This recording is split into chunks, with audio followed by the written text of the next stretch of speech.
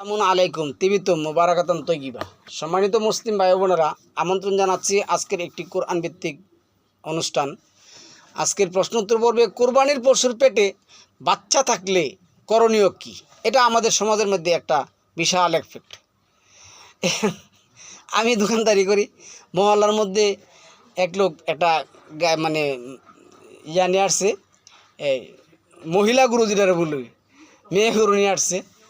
তো নিয়ে আসার পরে অনেকে উল্টাপাল্টা বলা শুরু করছে। পরে উনি আসছে পরে হাসবেন কিনা জানি না, বললো যে আমি এইটা দেখ মুখ পেটে বাচ্চা আছে কিনা। আমি তাহলে কাজ করো, প্রস্রাব টেস্টে কাটিয়ে নিয়ে যাও। নিয়ে আসে দেয় কি এটা পজিটিভ।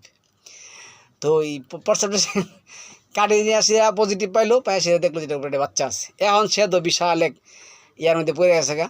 এখন হুজুরদার কাছে যায় বললে, মসজিদের যে হুজুর আছে, আমরা তো জানি না মসজিদের হুজুরগুলি মানে ম্যাক্সিমাম হুজুরই কোরআন মুখস্থ করছে, কোরআন দেওয়ার পরে নাই। তো সমাধান কি? কিন্তু আল্লাহ তো 16 নম্বর সূরা 89 আয়াতের মধ্যে কি বলছেন। আর প্রত্যেকটা বিষয় আমি কি করছি, খুলে খুলে বিস্তারিতভাবে বর্ণনা করে দিয়েছি। তো কোরআনের সমাধানটা কি দেখুন।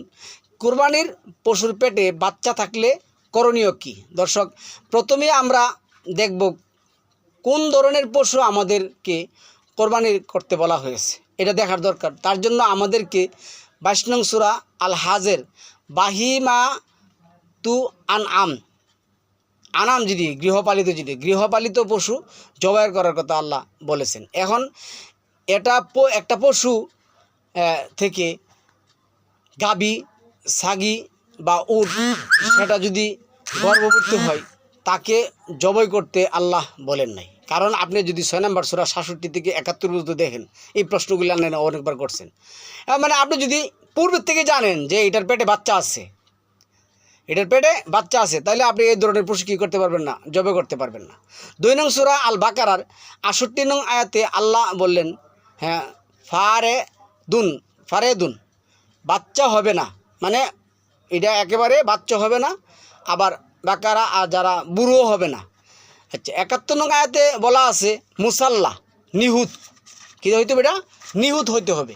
এবার একটা গরুর পেটে বাচ্চা আছে, এই বাচ্চা গরু তো আল্লাহ জবাই করতে, আপনি কোরআন জানতে হবে, কোরআনের আয়াতগুলি আমরা কী করতে পড়তে হবে। তো প্রথমে আমরা দেখব কোরবানির পশুটা মুসাল্লামা কিনা, অর্থাৎ নিহুত কিনা। কারণ কোরবানির পশুর ক্ষেত্রে আল্লাহ শর্ত জুড়ে দিয়েছেন, বাহিমাত আনাম হতে হবে, হ্যাঁ, ফারেদুন হতে হবে, মুসাল্লা হতে হবে। দর্শক, আপনার প্রশ্নের উত্তর আমরা বলবো, মহান আল্লাহ পাক আপনাকে 4 মাস সময় কাল দিয়েছেন। 9 নম্বর সূরার 36 নম্বর আয়াত, 2 নম্বর সূরা 196 নম্বর আয়াত। সুতরাং আপনি এমন তাড়াহুড়াও আপনার নাই, আর এমন কোনো কিছু নাই যে এটা করতেই হবে, এভাবে করতে হবে। কিন্তু আর যদি আপনি পূর্বের থেকে জানেন যে এই পশুটার পেটে কী আছে, বাচ্চা আছে, তাইলে হবে। আপনি যদি জানেন যে এই পশুটার কী করা হয়েছে, এটারে বিকৃত করা হয়েছে, এটা যৌন প্রজনন কী করা হয়েছে, কেটে ফেলে দেওয়া হয়েছে, দামরা করা হয়েছে, এগুলি দেওয়া কোরবানি হবে না। সুতরাং গাভীর পেটে বাচ্চা আছে না নাই, এটা তো আপনি আগেই জানবেন।